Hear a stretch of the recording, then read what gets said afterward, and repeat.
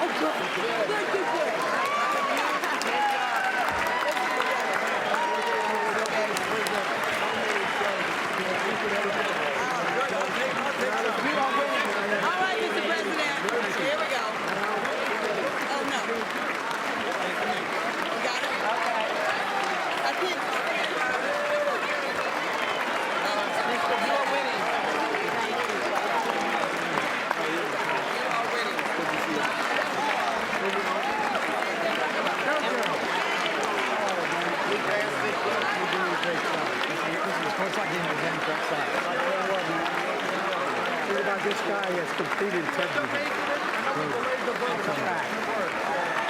All right. Thank you for everything. We got to get a good selfie here.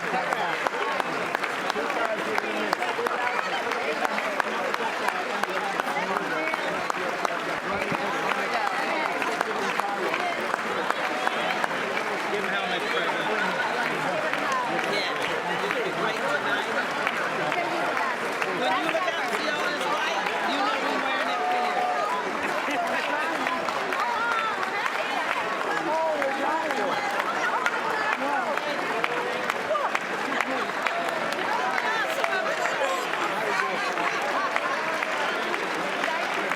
Thank you. I'm your last member. You're my first member. All right. You're going to do great. Thank you. You're going to be yelling loud. They're going to be yelling too. So.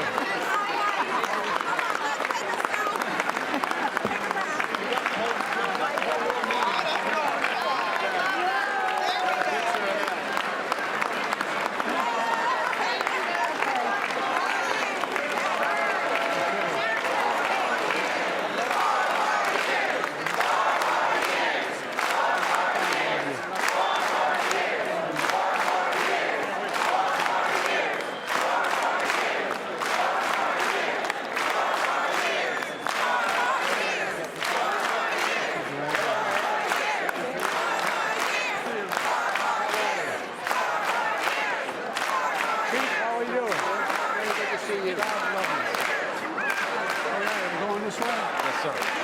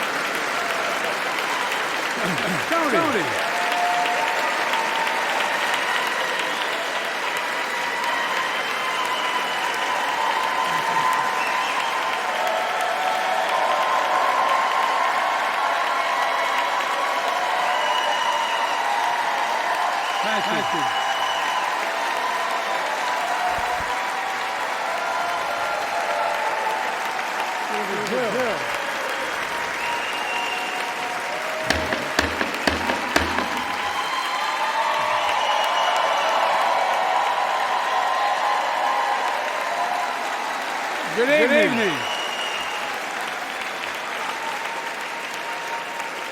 Good evening. If I were smart, I'd go home now.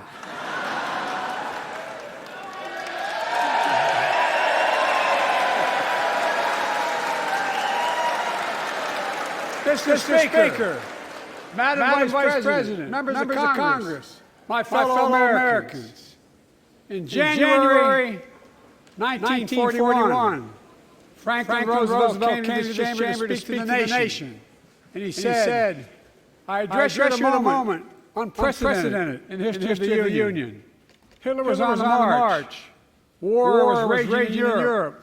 President Roosevelt's purpose was to wake up Congress and alert the American people that this was no ordinary time. Freedom and democracy were under assault in the world. Tonight, I come to this same chamber to address the nation. Now, it's we who face an unprecedented moment in the history of the Union. And yes, my purpose tonight is to wake up the Congress and alert the American people that this is no ordinary moment either. Not since President Lincoln and the Civil War have freedom and democracy been under assault at home as they are today. What makes our moment rare is the freedom and democracy are under attack both at home and overseas at the very same time. Overseas, Putin of Russia is on the march, invading Ukraine and sowing chaos throughout Europe and beyond. If anybody in this room thinks Putin will stop at Ukraine, I assure you he will not.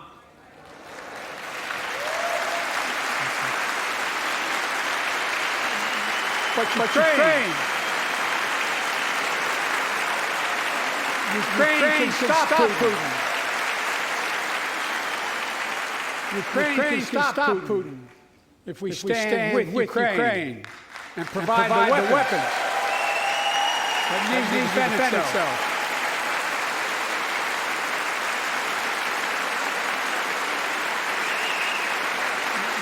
That is all Ukraine is asking. They're not asking for American soldiers. In fact, there are no American soldiers in Ukraine, and I'm determined to keep it that way.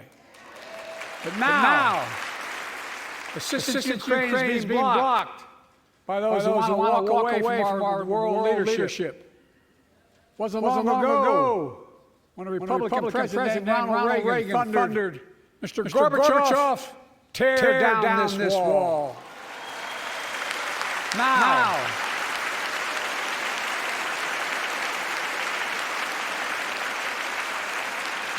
my predecessor, a former Republican president tells Putin, quote, do whatever the hell you want.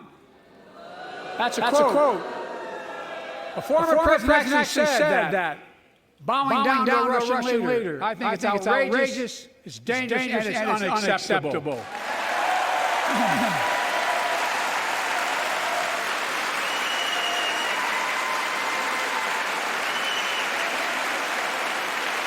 America is a founding member of NATO, the military alliance of democratic nations, created after World War II to prevent war and keep the peace.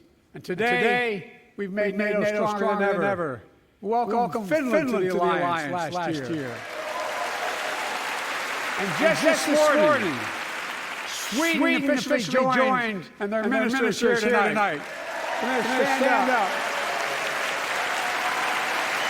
Welcome.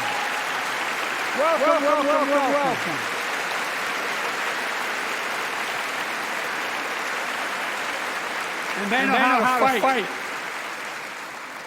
Mr. Prime Minister, welcome to NATO, the strongest military alliance the world has ever seen. I say this to Congress, we have to stand up to Putin. Send me a bipartisan national security bill. History is literally watching. History is watching. If the United States walks away, it will put Ukraine at risk. Europe is at risk. The free world will be at risk, emboldening others to do what they wish to do us harm. My message to President Putin, who I've known for a long time, is simple. We will not walk away.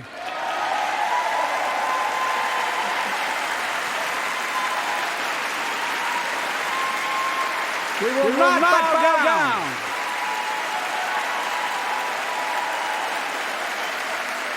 I will not bow down.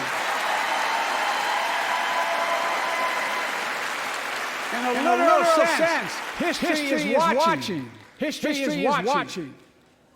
Just like history watched 3 years ago on January 6th. When insurrection stormed this very capital placed a dagger to the throat of American democracy. Many of you are here on that darkest of days. We all saw with our own eyes the insurrectionists were not patriots. They'd come to stop the peaceful transfer of power, to overturn the will of the people. January 6th lies about the 2020 election and the plot to steal the election posed a gravest threat to U.S. democracy since the Civil War. But they failed. America stood.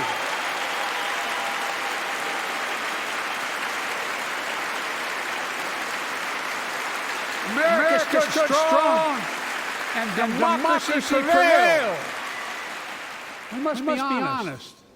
The threat to democracy must be defended. My predecessor and some of you here seek to bury the truth about January 6th. I will not do that. This is the moment to speak the truth and to bury the lies. Here's the simple truth. You can't love your country only when you win.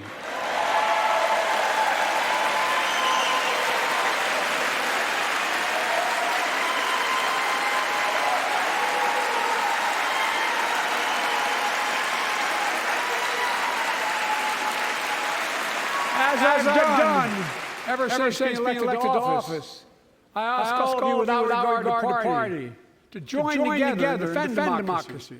Remember your oath of office is defending us all threats, foreign and domestic. Respect free and fair elections, restore trust in our institutions, and make clear political violence has absolutely no place in America, zero place. Again. It's not hyperbole to suggest history is watching. We're watching. Your children and grandchildren will read about this day and what we do. History is watching another assault on freedom. Join us tonight is Latoya Beasley, a social worker in Birmingham, Alabama. 14 months ago, she and her husband welcomed a baby girl thanks to the miracle of IVF. She scheduled treatments to have that second child. The Alabama Supreme Court shut down IVF treatments across the state. Unleashed by Supreme Court decision overturning Roe v. Wade. She was told her dream would have to wait. What her family got through should never have happened. Unless Congress acts, it could happen again. So tonight, let's stand up for families like hers. To my friends across the aisle, don't keep waiting any longer. Guarantee the right to IVF. Guarantee it nationwide.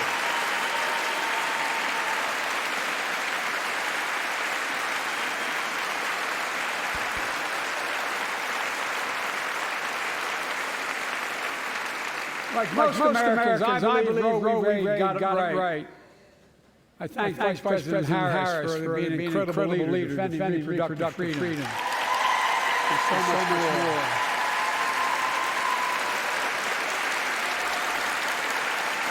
Thank you. My predecessor came to office determined to see Roe v. Wade overturned. He's the reason it was overturned, and he brags about it. Look at the chaos that has resulted. Joining us tonight is Kate Cox, the wife and mother from Dallas. She's become pregnant again and had a fetus with a fatal condition. Her doctor told Kate that her own life and her ability to have children in the future were at risk if she didn't act. Because Texas law banned her ability to act, Kate and her husband had to leave the state to get what she needed. What her family got through should never happened as well. But it's happening to too many others.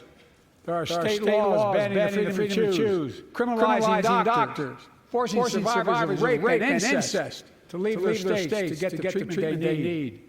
Many of you in this chamber and my predecessor promising to pass a national ban on reproductive freedom. My God, what freedom else would you take away?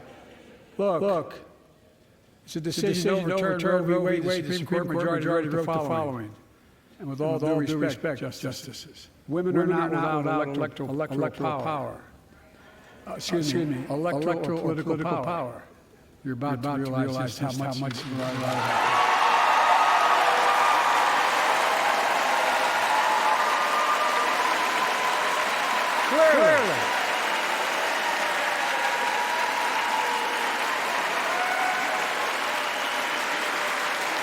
Clearly. Those bragging about overturning Roe v. Wade have no clue about the power of women. But they found out when reproductive freedom was on the ballot. We won in 2022 and 2020, and we'll win again in 2024.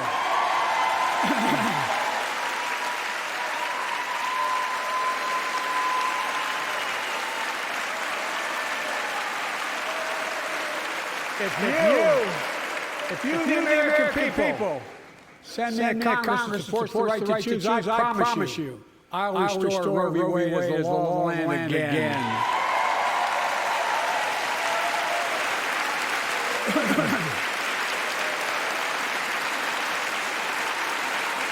Folks, America cannot go back.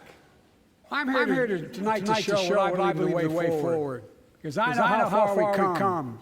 4 years ago next week, before I came to office, the country was hit by the worst pandemic and the worst economic crisis in a century. Remember the fear, record losses, remember the spikes in crime and the murder rate, raging virus that took more than 1 million American lives, of loved ones, millions left behind, a mental health crisis of isolation and loneliness.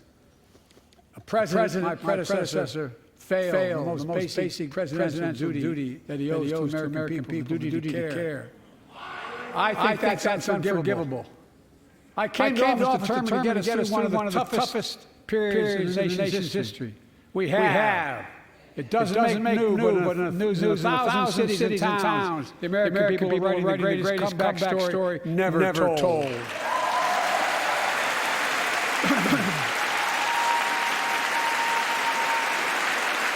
So let's tell the story here. Tell it here now. America's comeback is building the future of American possibilities. Building an economy from the middle out, the bottom up, the top down. Investing in all America, in all Americans, to make sure everyone has a fair shot. We leave no one behind. The pandemic no longer controls our lives. The vaccines that saved us from COVID are now being used to beat cancer, turning setback into comeback. That's what America does. That's what America does.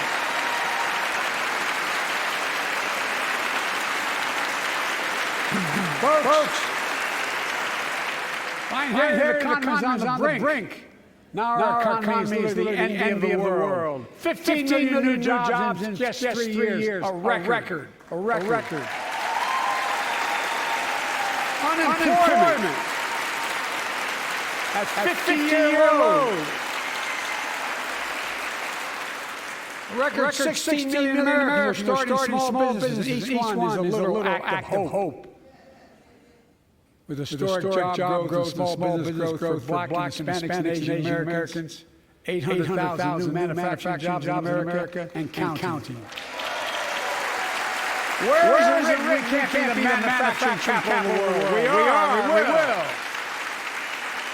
More people have health insurance today. More people have health insurance today than ever before. The racial wealth gap is as small as it's been in 20 years. Wages keep going up, inflation keeps coming down. Inflation has dropped from 9% to 3%, the lowest in the world, and 10 lower. The landing is and will be soft.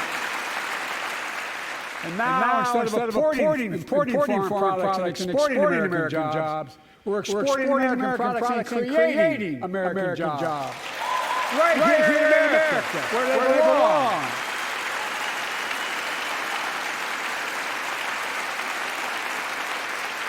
It takes time, but the American people are beginning to feel it. Consumer studies show consumer confidence is soaring. Buy America has been the law of the land since the 1930s. Past administrations, including my predecessor, including some Democrats as well in the past, failed to buy American. Not anymore. On my watch, federal projects that you fund, like helping build American roads, bridges, and highways, will be made with American products and built by American workers.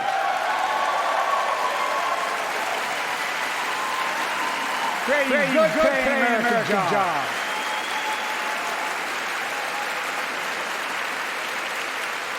And thanks to our CHIPS and Science Act, the United States is investing more in research and development than ever before. During the pandemic, the shortage of semiconductors, chips, that drove the price of everything from cell phones to automobiles. And by the way, we invented those chips right here in America. Well, instead of having to import them, private companies are now investing billions of dollars to build new chip factories here in America, creating tens of thousands of jobs. Many of those jobs paying $100,000 a year and don't require a college degree.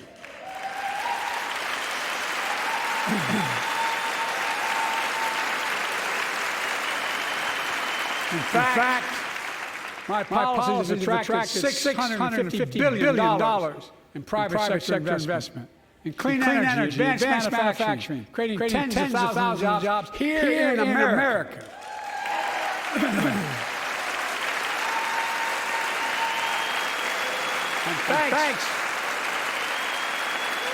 Thanks to our bipartisan infrastructure law, 46,000 new projects have now installed across your communities.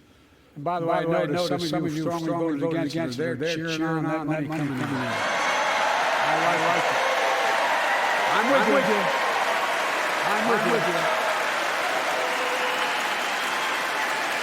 If any of you don't want that money in your district, let me know. Modernize our roads and bridges, ports and airports, public transit systems. Removing poisonous lead pipes so every child can drink clean water without risk of brain damage.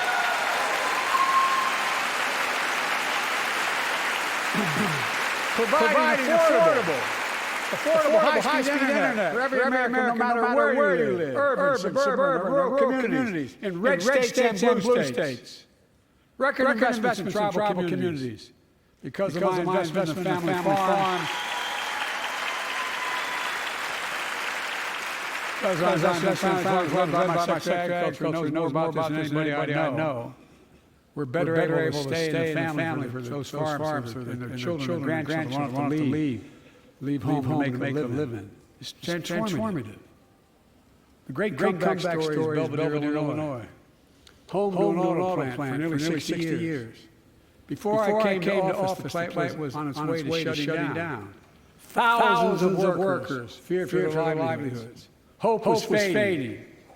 Then I was elected to office, and we raised the Belvedere repeatedly with auto companies, knowing unions would make all the difference. The UAW worked like hell to keep the plant open and get these jobs back, and together we succeeded. Instead of auto factories shutting down, auto factories reopening, and a new state-of-the-art battery factory being built to power those cars there at the same.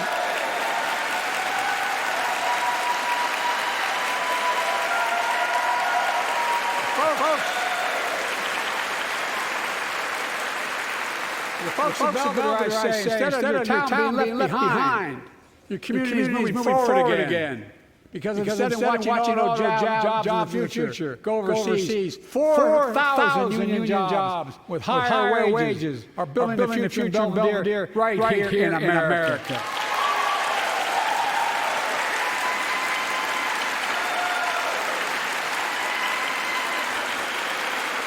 Here tonight is UAW President Shawn Fain, a great friend and a great labor leader. Shawn, where are you?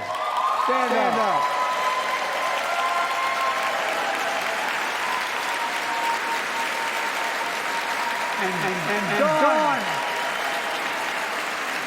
And Dawn Sims, a third generation worker, UAW worker Belvedere. Shawn, I was proud to be the first president to stand on the picket line. And today, Dawn has a good job in her hometown, providing stability for her family, and pride and dignity as well. Showing once again, Wall Street didn't build America. They're not bad guys. They didn't build it, though. The middle class built the country. And unions built the middle class.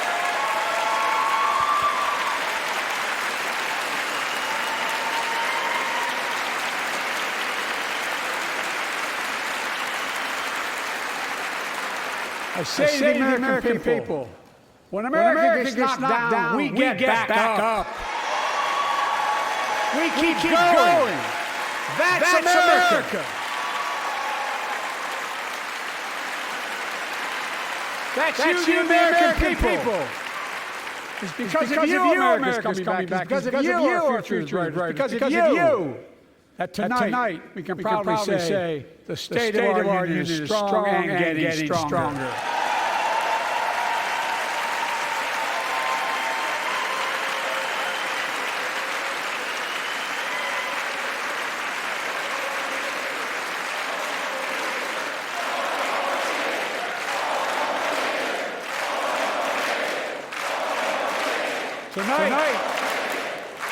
Tonight, I want to talk about the future of possibilities that we can build together.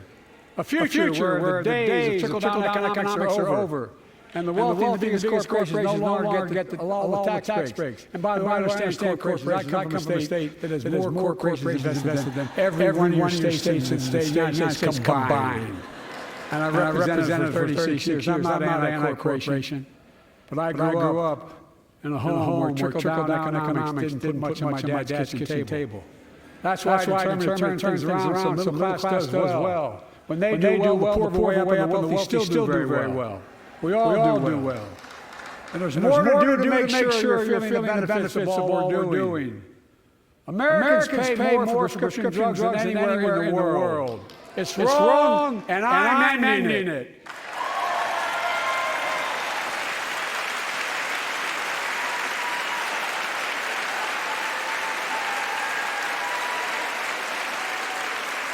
With a law that I propose and sign, not one of your Republican buddies voted for it.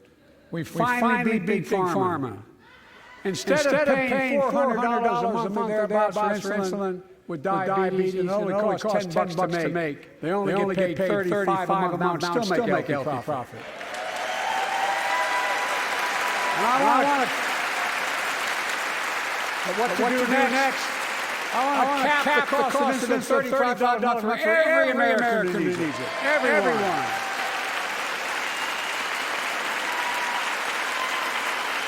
For years, people have talked about it, but finally we got it done. Gave Medicare the power to negotiate lower prices on prescription drugs. Just like the VA is able to do for veterans. That's not just saving seniors money. It's saving taxpayers money. We cut the federal debt by $160 billion.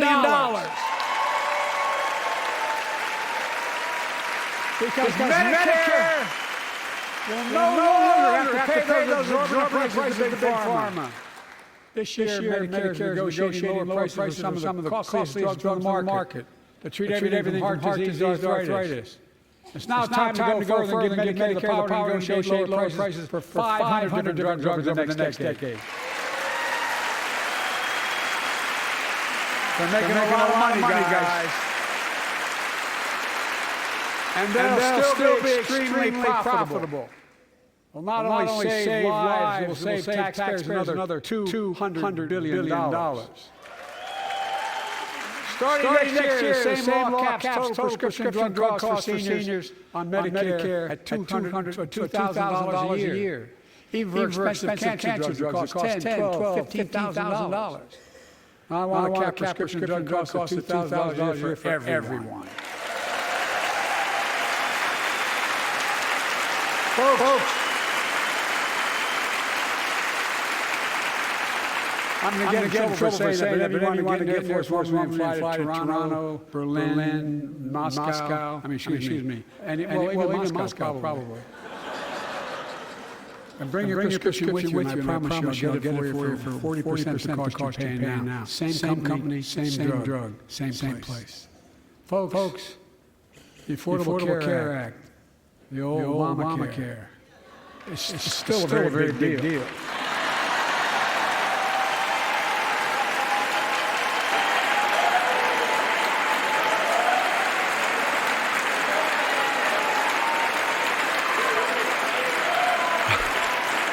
Over 100 million of you can no longer be denied health insurance because of pre-existing condition. But my predecessor, and many in this chamber, want to take this prescription drug away by repealing the Affordable Care Act. I'm not going to let that happen. We stopped you 50 times before and we'll stop you again. In fact, I'm not only protecting it, I'm expanding it. We enacted tax credits of $800 per person per year, reduce health care costs for millions of working families. That tax credit expires next year. I want to make that savings permanent.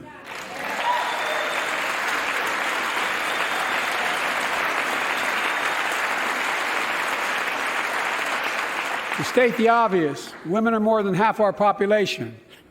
But research on women's health has always been underfunded. That's why we're launching the first ever White House initiative on women's health research, led by Jill, doing an incredible job as First Lady.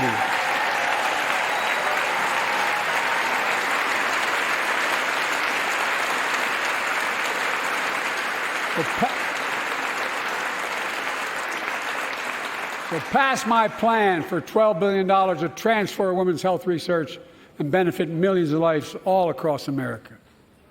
I know the cost of housing is so important to you. If inflation keeps coming down, mortgage rates will come down as well, and the Fed acknowledges that. But I'm not waiting. I want to provide an annual tax credit that will give Americans $400 a month for the next 2 years as mortgage rates come down, to put toward their mortgages when they buy their first home or trade up for a little more space. Just for 2 years.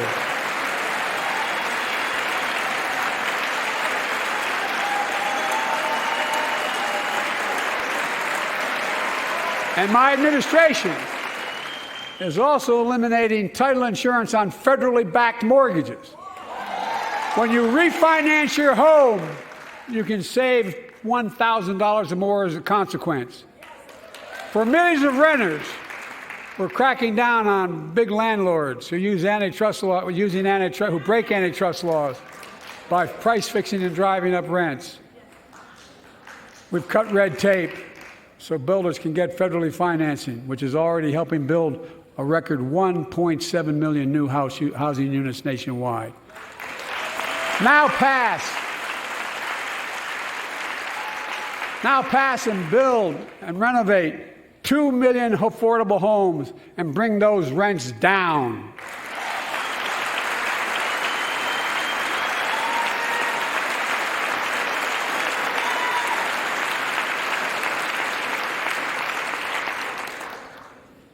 To remain the strongest economy in the world, we need to have the best education system in the world.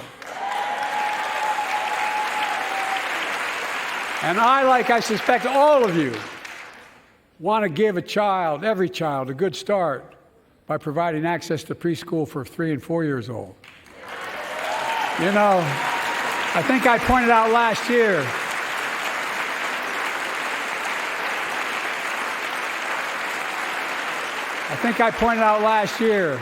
that children coming from broken homes where there's no books, they're not read to, not spoken to very often, start school, kindergarten, or first grade, having heard 1 million fewer words spoken.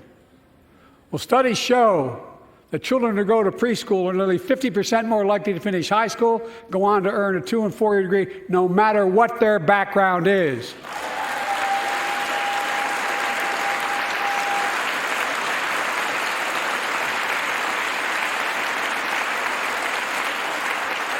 I met a year and a half ago with the leaders of the Business Roundtable. They were mad that they were angry. I think, well, they were discussing why I wanted to spend money on education. I pointed out to them as vice president, I met with over 182 of those folks. Don't hold me to the exact number. And I asked them what they need most, the CEOs. And you've had the same experience on both sides of the aisle. They say a better educated workforce, right? So I looked at them, and I say, I come from Delaware. DuPont used to be the 8th largest corporation in the world. And every new enterprise they bought, they educated the workforce to that enterprise. But none of you do that anymore. Why are you angry with me providing you the opportunity for the best educated workforce in the world? And they all looked at me and said, I think you're right. I want to expand high-quality tutoring and summer learning to see that every child learns to read by 3rd grade.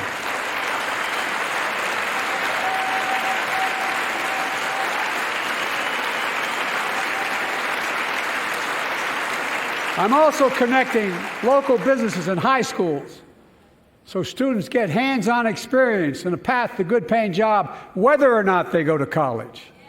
And I want to make sure that college is more affordable.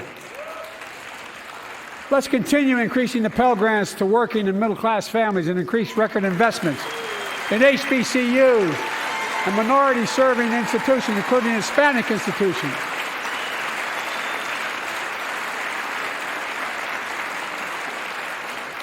When I was told I couldn't universally just change the way in which we dealt with student loans, I fixed 2 student loan programs that already existed to reduce the burden of student debt for nearly 4 million Americans, including nurses, firefighters, and others in public service. Like Keenan Jones, a public educator from Minnesota, who's here with us tonight. Keenan, where are you? Keenan, thank you.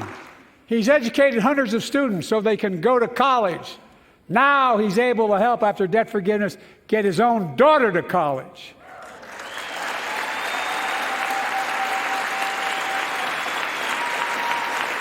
And folks, look, such relief is good for the economy because folks are now able to buy a home, start a business, start a family. While we're at it, I want to give public school teachers a raise.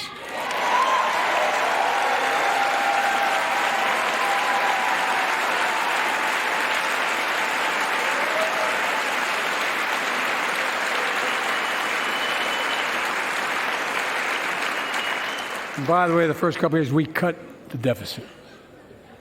Now, let me speak to the question of fundamental fairness for all Americans. I've been delivering real results in fiscally responsible ways. We've already cut the federal deficit. We've already cut the federal deficit over $1 trillion. I signed the bipartisan deal to cut another $1 trillion in the next decade. It's my goal to cut the federal deficit another $3 trillion by making big corporations and very wealthy finally beginning to pay their fair share.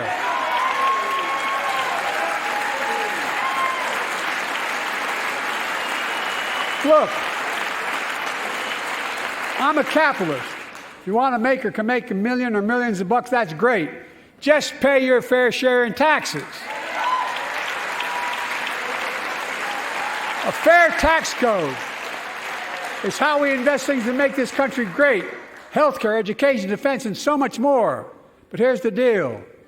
The last administration enacted a $2 trillion tax cut, overwhelmingly benefit the top 1%, the very wealthy and the biggest corporations, and exploded the federal deficit. They added more to the national debt than any presidential term in American history. Check the numbers. Folks at home, does anybody really think the tax code is fair? No. Do you really think the wealthy and big corporations need another $2 trillion tax break? No. I sure don't. I'm going to keep fighting like hell to make it fair. Under my plan, nobody earning less than $400,000 a year will pay an additional penny in federal taxes. Nobody, not one penny. And they haven't yet. In fact, the child tax credit I passed during the pandemic cut taxes for millions of working families and cut child poverty in half. Restore that child tax credit. No child should go hungry in this country. The way to make the tax code fair is to make big corporations and the very wealthy begin to pay their fair share. Remember in 2020, 55 of the biggest companies in America made $40 billion and paid zero in federal income tax. Zero. Not anymore. Thanks to the law I wrote and we signed, big companies have to pay a minimum of 15%. But that's still less than working people pay in federal taxes. It's time to raise corporate minimum tax to at least 21%.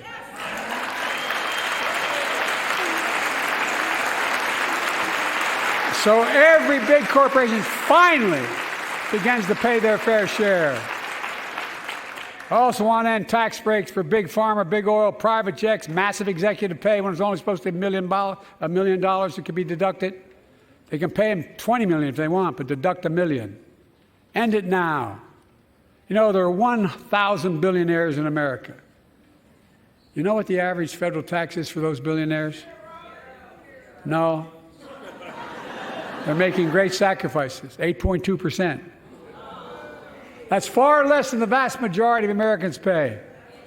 No billionaire should pay a lower federal tax rate than a teacher, a sanitation worker, or a nurse.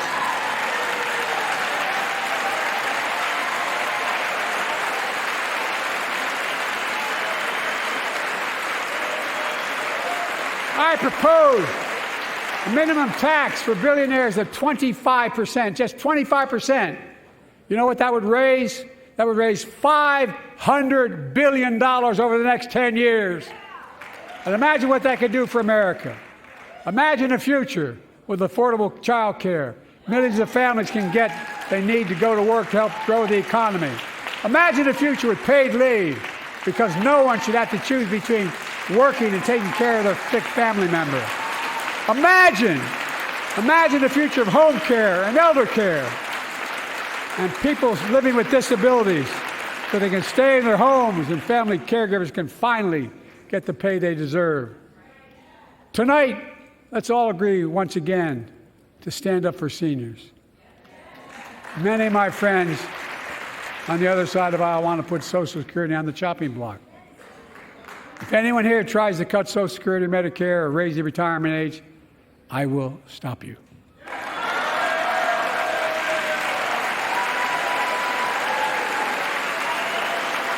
The working people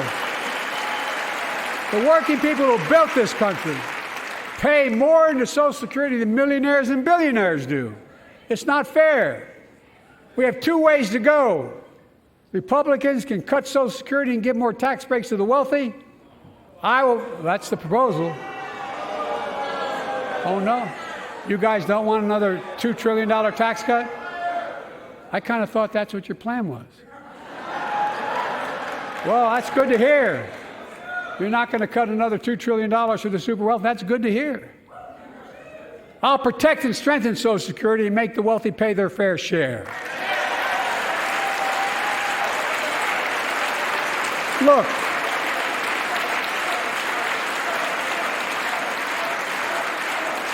too many corporations raise prices to pad their profits, charging more and more for less and less. That's why we're cracking down on corporations that engage in price gouging and deceptive pricing, from food to healthcare to housing. In fact, the snack companies think you won't notice if they change the size of the bag and put a hell of a lot fewer, same size bag, put fewer chips in it. No, I'm not joking. It's called shrinkflation. Pass Bobby Casey's bill and stop this. I really mean it.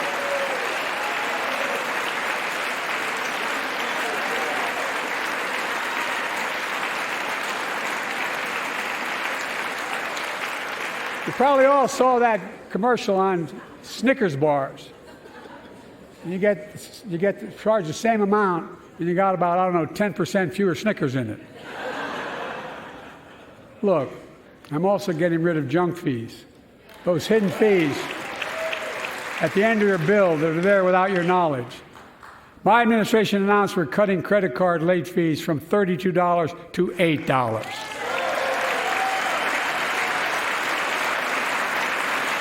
Banks and credit card companies are allowed to charge what it costs them to instigate the collection. And that's more a hell of a lot like $8 and 30-some dollars. They don't like it. The credit card companies don't like it. But I'm saving American families $20 billion a year with all the junk fees I'm eliminating. Folks at home, that's why the banks are so mad. It's $20 billion in profit. I'm not stopping there.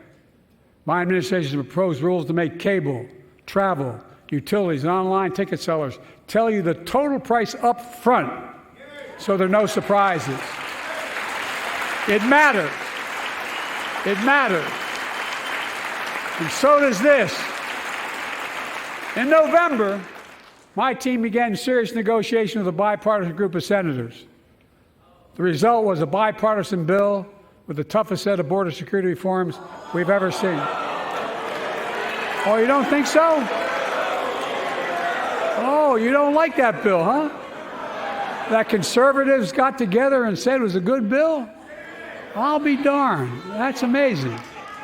That bipartisan bill would hire 1,500 more security agents and officers, 100 more immigration judges to help tackle the backload of 2 million cases, 4,300 more asylum officers, and new policies so they can resolve cases in 6 months instead of 6 years now.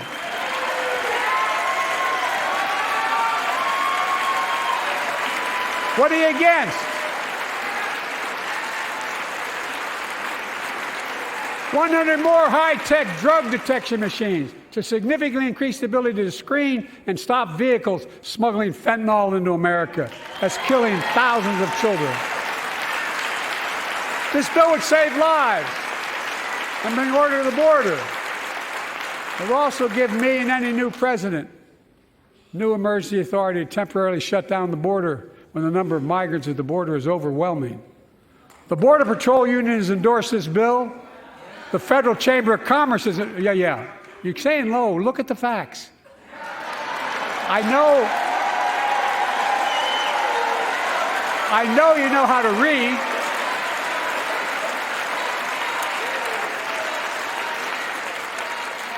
I believe that given the opportunity for a majority in the House and Senate would endorse the bill as well, a majority right now. But unfortunately, politics has derailed this bill so far. I'm told my predecessor called members of Congress in the Senate to demand they block the bill. He feels political win, he viewed it as a political win for me and a political loser for him. It's not about him, it's not about me. I'd be a winner, not really.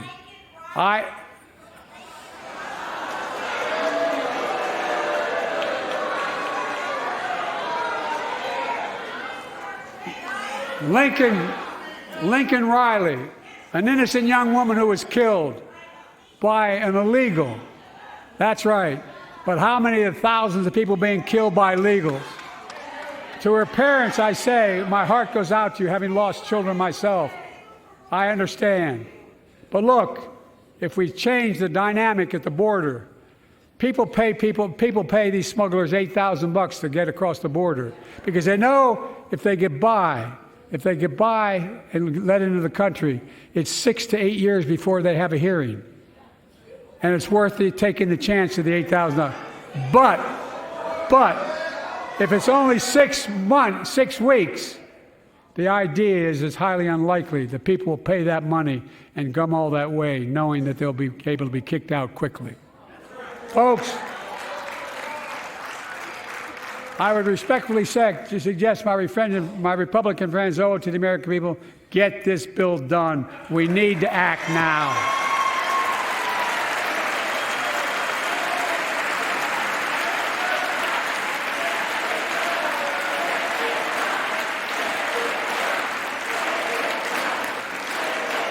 And if my predecessor is watching, instead of paying politics and pressuring members of Congress to block the bill, join me in telling the Congress to pass it.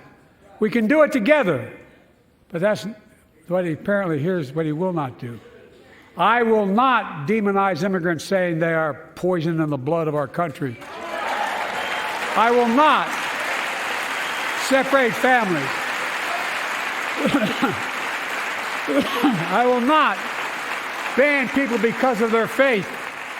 Unlike my predecessor on my first day in office, I introduced a comprehensive bill to fix our immigration system. Take a look at it. It has all these and more. Secure the border, provide a pathway to citizenship for dreamers, and so much more. But unlike my predecessor,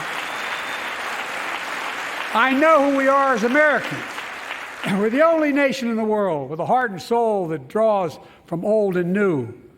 Home to Native Americans whose ancestors have been here for thousands of years. Home to people of from every place on earth. They came freely. Some came in chains. Some came when famine struck, like my ancestral family in Ireland. Some to flee persecution, to chase dreams that are impossible anywhere but here in America. That's America. And we all come from somewhere, but we're all Americans.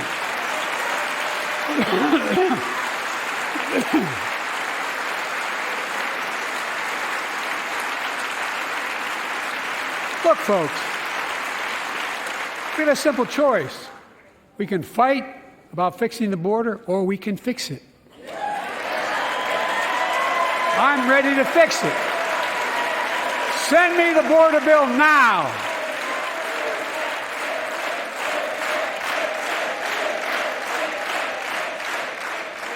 A transformational moment in history happened 59 years ago today in Selma, Alabama. Hundreds of foot soldiers for justice marched across the Edmund Pettus Bridge, named after the Grand Dragon of the Ku Klux Klan, to claim their fundamental right to vote. They were beaten, they were bloody, and left for dead. Our late friend and former colleague, John Lewis, was on that march. We miss him.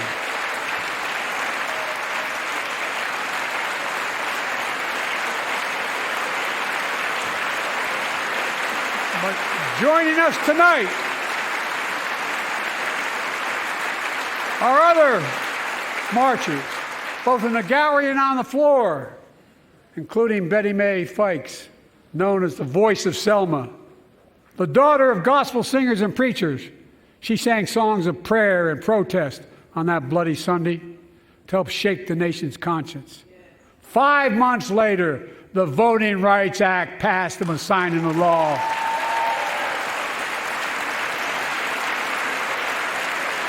Thank you. Thank you, thank you, thank you.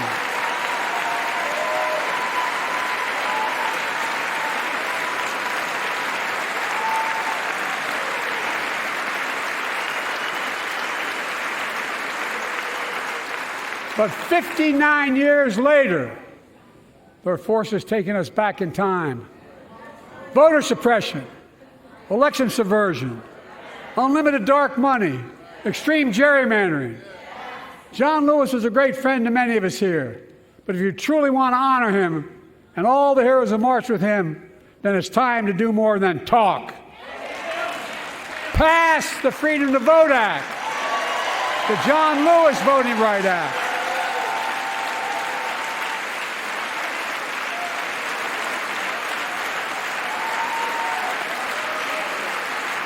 And stop denying another core value of America, our diversity across American life. Banning books, it's wrong. Instead of erasing history, let's make history. I want to protect fundamental rights. Pass the Equality Act. And my message to transgender Americans, I have your back. Pass the PRO Act for workers' rights. Raise the federal minimum wage, because every worker has a right to a decent living, more than $7 an hour. We're also making history by confronting the climate crisis, not denying it. I don't think any of you think there's no longer a climate crisis. At least I hope you don't. I'm taking the most significant action ever on climate in the history of the world. I'm cutting our carbon emissions in half by 2030, creating tens of thousands of clean energy jobs, like the IBEW work is building and installing 500,000 electric vehicle charging stations. Conserving 30% of America's lands and waters by 2030.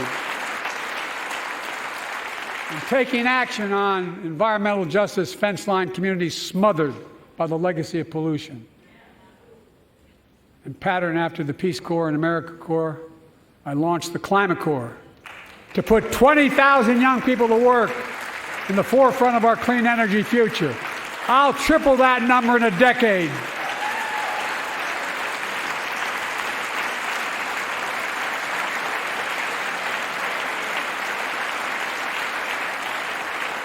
To state the obvious, all Americans deserve the freedom to be safe. And America is safer today than when I took office. Year before I took office, murder rates went up 30%. 30% they went up. The biggest increase in history. It was then, through my American Rescue Plan, which every American voted against, I might add, we made the largest investment in public safety ever. Last year, the murder rate saw the sharpest decrease in history. Violent crime fell to one of its lowest levels in more than 50 years. But we have more to do. We have to help cities invest in more community police officers, more mental health workers, more community violence intervention. Give communities the tool to crack down on gun crime, retail crime, and carjacking.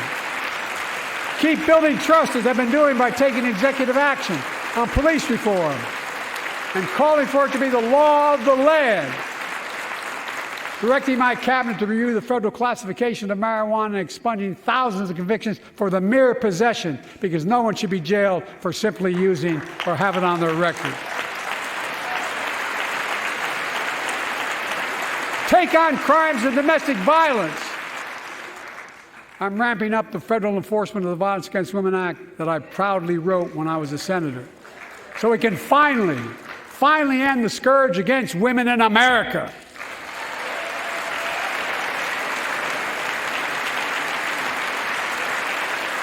There are other kinds of violence I want to stop. With us tonight is Jasmine, whose 9-year-old sister Jackie was murdered with 21 classmates and teachers in an elementary school in Uvalde, Texas. Very soon after that happened, Jill and I went to Uvalde for a couple of days. We spent hours and hours with each of the families. We heard their message, so everyone in this room, in this chamber, could hear the same message. The constant refrain, and I was there for hours meeting with every family. They said, do something. Do something. Well, I did do something by establishing the first ever Office of Gun Violence Prevention in the White House, that the Vice President is leading the charge. Thank you for doing it.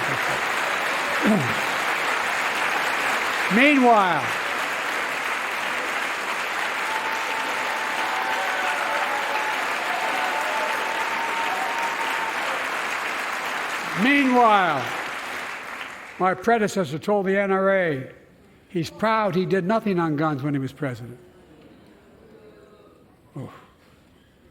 After another shooting in Iowa recently, he said, when asked what to do about it, he said, just get over it. There's his quote, just get over it.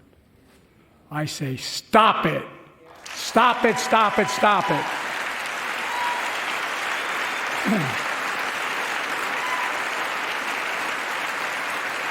I'm proud we beat the NRA when I signed the most significant gun safety law in nearly 30 years because of this Congress. We now must beat the NRA again. I'm demanding a ban on assault weapons and high-capacity magazines. Pass universal background checks. None of this. I taught the Second Amendment for 12 years. None of this violates the Second Amendment or vilifies responsible gun owners. You know, as we manage challenges at home, we're also managing crises abroad, including in the Middle East. I know the last 5 months have been gut-wrenching for so many people, for the Israeli people, for the Palestinian people, and so many here in America.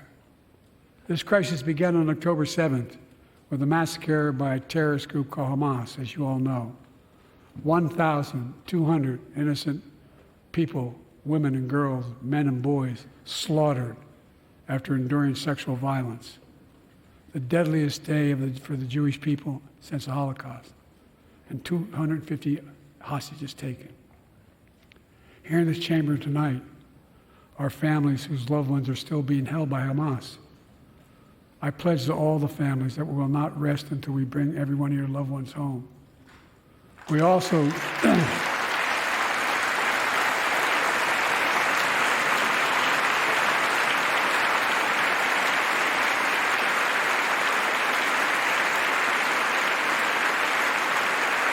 will also work around the clock to bring home Evan and Paul, Americans being unjustly detained by the Russians and others around the world. Israel has the right to go after Hamas.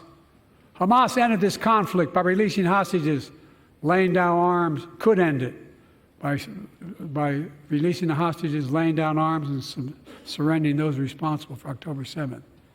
But Israel has Israel has an added burden because Hamas hides and operates among the civilian population like cowards, under hospitals, daycare centers, and all the like.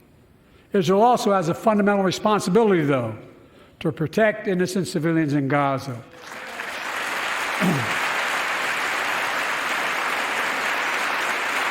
This war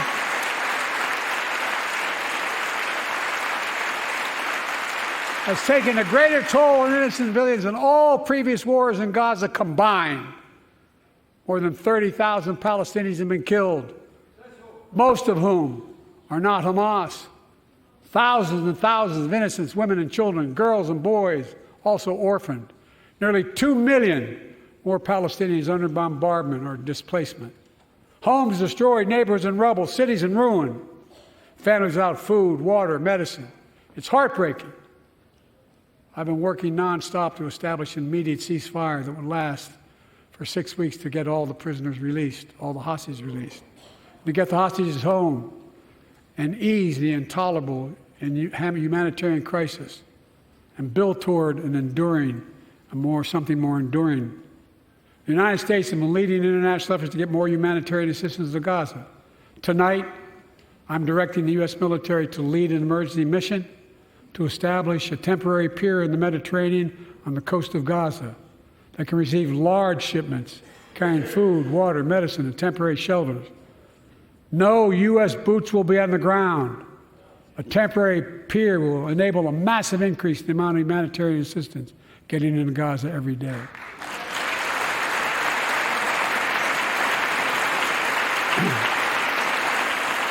And Israel must do its part.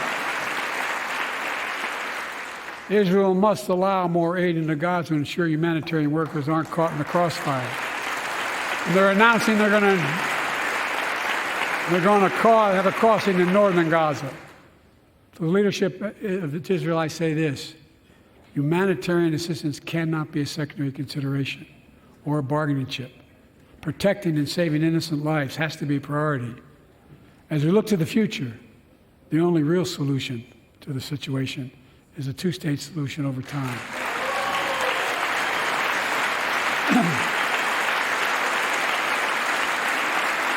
And I say this as a lifelong supporter of Israel. My entire career, no one has a stronger record with Israel than I do. I challenge any of you here. I'm the only American president of Israel in wartime.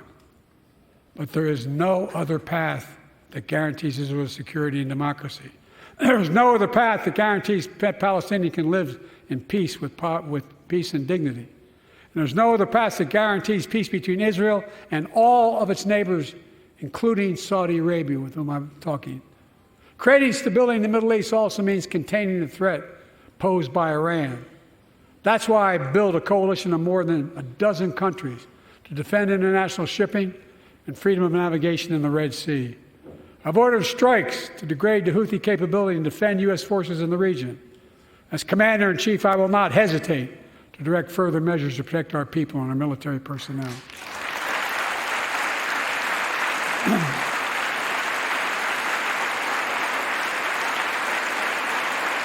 For years, I've heard many of my Republican and Democratic friends say that China is on the rise and America is falling behind. They've got it backwards. I've been saying it for over 4 years, even when I wasn't president. America's rising. We have the best economy in the world.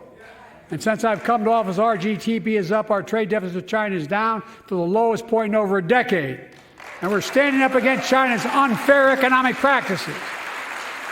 We're standing up for peace and stability across the Taiwan Straits. I've revitalized our partnership and alliance in the Pacific. India, Australia, Japan, South Korea, Pacific Islands. I've made sure that the most advanced American technologies can't be used in China, not allowing to trade them there. Frankly, for all this tough talk on China, it never occurred to my predecessor to do any of that. I want competition with China, not conflict. And we're in a stronger position to win the conflict of the 21st century against China than anyone else, for that matter, than any time as well. Here at home, I've signed over 400 bipartisan bills. But there's more to pass my unity agenda. Strengthen penalties on fentanyl trafficking. You don't want to do that, huh? Pass bipartisan privacy legislation to protect our children online. Harness the promise of AI to protect us from peril. Ban AI voice impersonations and more. And keep our truly sacred obligation to train and equip those we send into harm's way and care for them and their families when they come home and when they don't.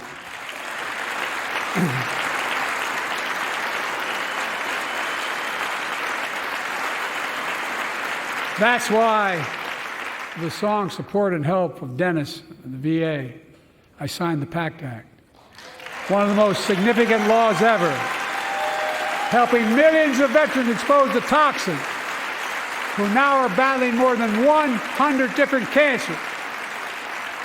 Many of them don't come home, but we owe them and their families support. We owe it to ourselves to keep supporting our new health research agency called ARPA-H. And remind us that we can do big things, like end cancer as we know it, and we will.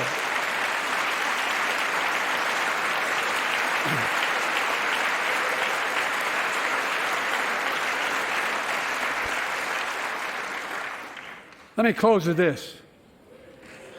Yay!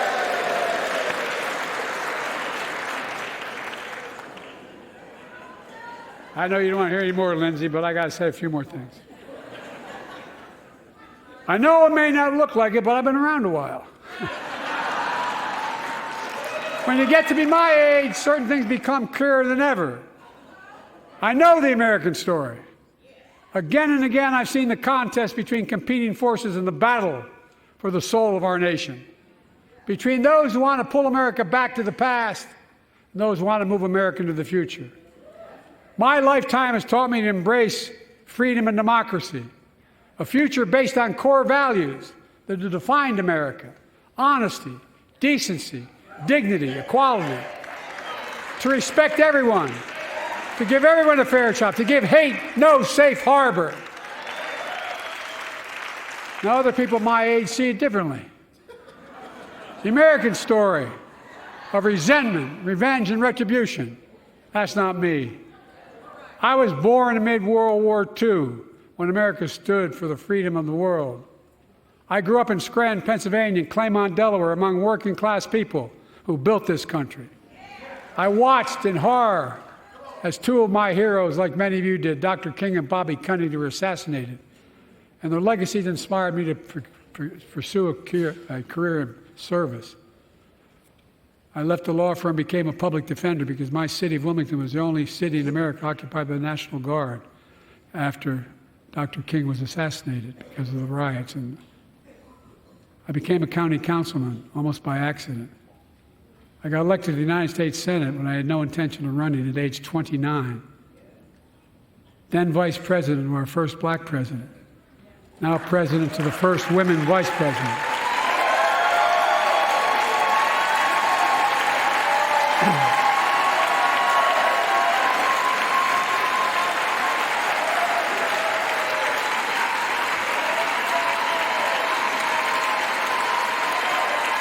In my career, I've been told I was too young.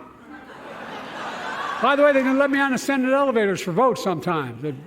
Not a joke. And I've been told I'm too old.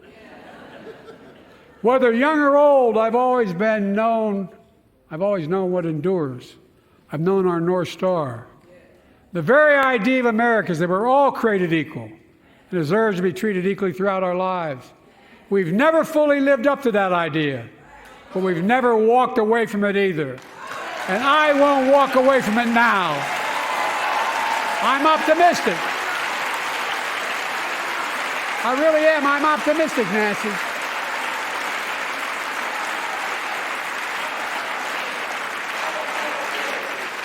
My fellow Americans,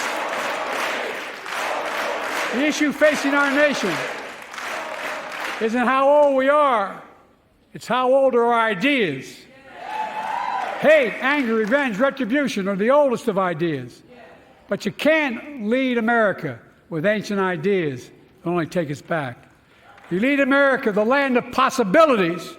You need a vision for the future and what can and should be done. Tonight you've heard mine. I see a future where defending democracy, you don't diminish it. I see a future where we restore the right to choose and protect our freedoms, not take them away. I see a future where the middle class finally has a fair shot and the wealthy have to pay their fair share in taxes. I see a future where we save the planet from the climate crisis and our country from gun violence. Above all, I see a future for all Americans. I see a country for all Americans. And I will always be president for all Americans because I believe in America. I believe in you, the American people. You're the reason we've never been more optimistic about our future than I am now. So let's build the future together. Let's remember who we are.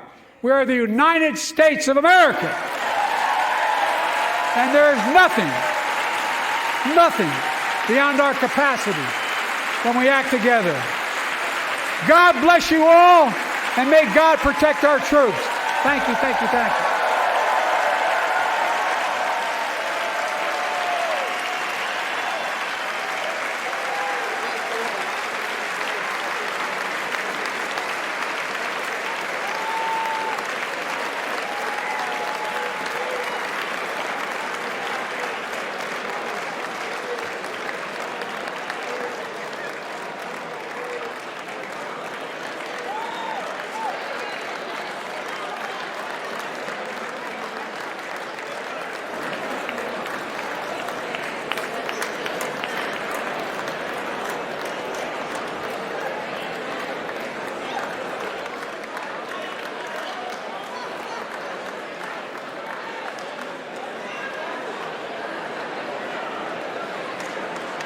Bobby, I didn't embarrass you, did I? Mr. President, Stuart was working there.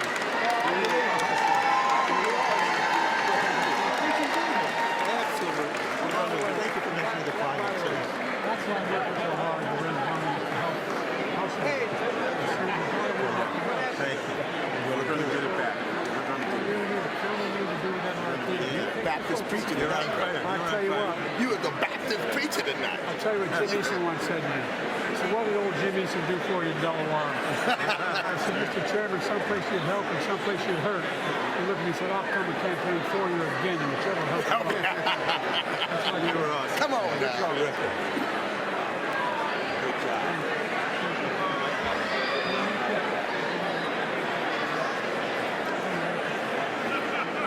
Good job. Great job. Great job. Great job. Be lively. That was a sermon today. Thank you. Well, hell, very nice. Good to see you. Thanks. Great job. Thank you. You knocked it out of the park. Great work. So low. You know, there's no T in Spanish. great job, Mr. President. We're gonna get that halftime so that way so y'all can get in there. Let me see good. By the way, I've been in constant contact with them. Here's what I worry about with Ukraine. If we pull away, the rest of Europe's going to pull away. They're looking for us. And if we say something on the phone, I spend around 90 hours going on the road in northern Ireland with the American leaders. Bar the door.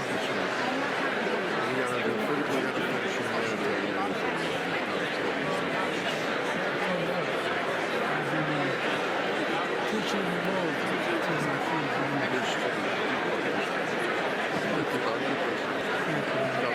We're gonna get a deal done on Ukraine. We have to.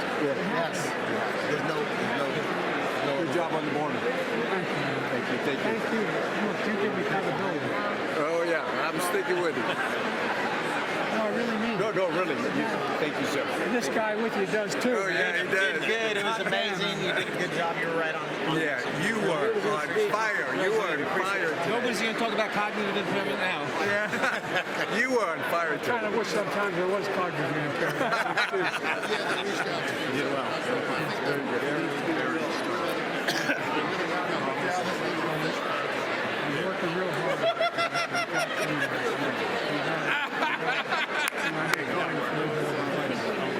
You fired us all up. Yeah, you fired me. You did great. You did great. Hey, Pat. Hey, God. I want you to know, Yeah. Democratic Party was elected the first two people to vote. Marcel and I, we voted for you. He's not telling you. Because I went up to campaign for when he was running, and I was young, son, and he was young too. Okay. He was younger. And I got a call from my house, I was called home. And the kids, Let's see if I can get out of the way. Can I get out of the way so y'all can take this? and I said, 1 second, so I got a call. And I got a call every morning when you're away. I said, honey, how's it going?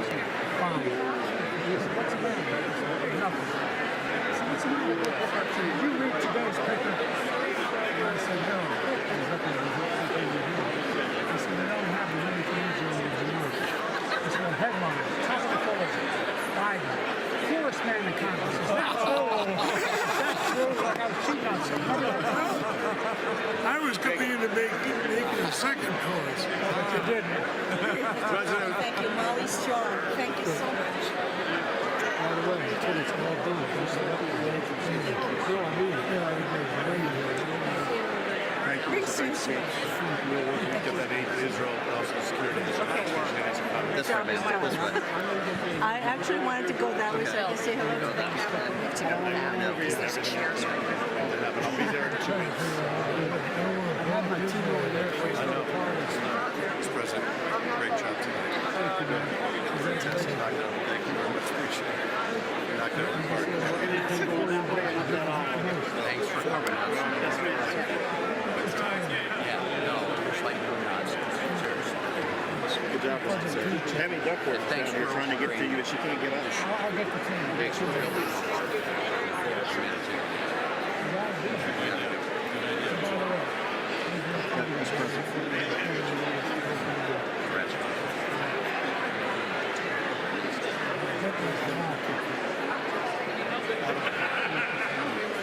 It's got to turn around.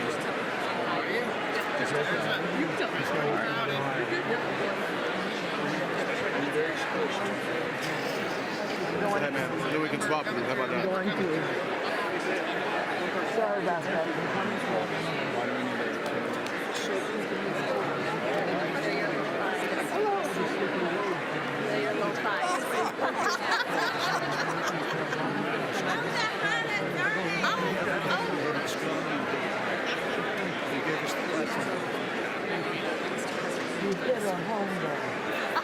I know I did if she says it. I know that happened. I'll send it to you. We're walking this way, so we're Going that way? Yep, we're going this way. go back. Thank Thank you, guys. Adam, do you got any space behind you? Nope.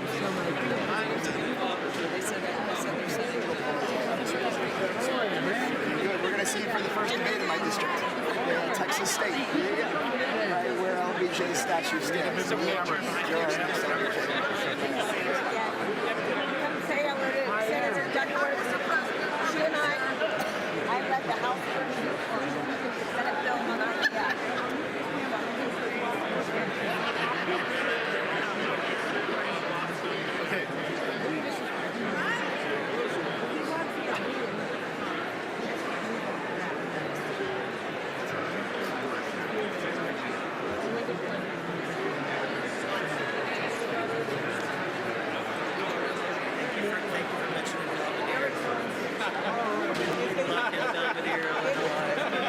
I shouted real loud. I hope you heard it.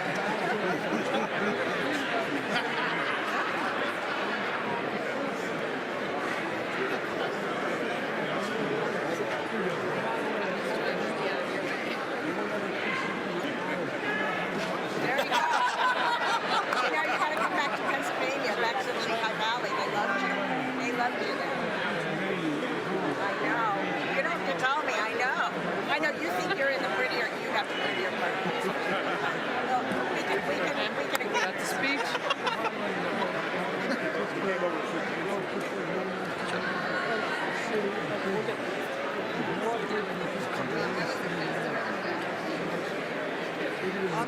Yes, that's right. You knocked it out of the park. Not around. I don't want to get in front of them. It's the best ever. That's really good. So, President, you brought the Irish fire tonight. Well, I'll tell you what. We appreciate it, sir. You know, Proud of you.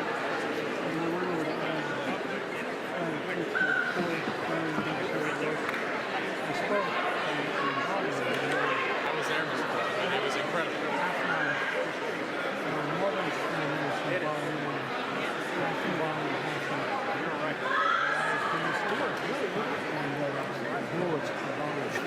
I showed up and they gave me a little copy of the bill for his check. He gave me my great-great-grandfather. He made the bricks.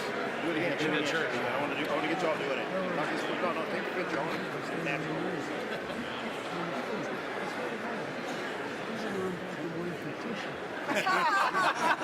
We're going to get you to the Indy 500. You kicked ass and took name. All right.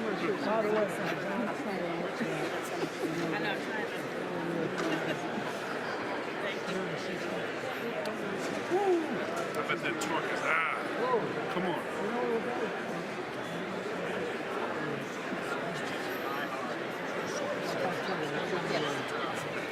I've had the Secret Service test track, which is an old reference.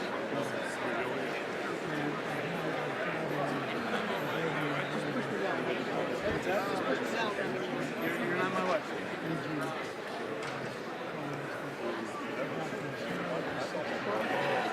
And you're a torque junkie like me.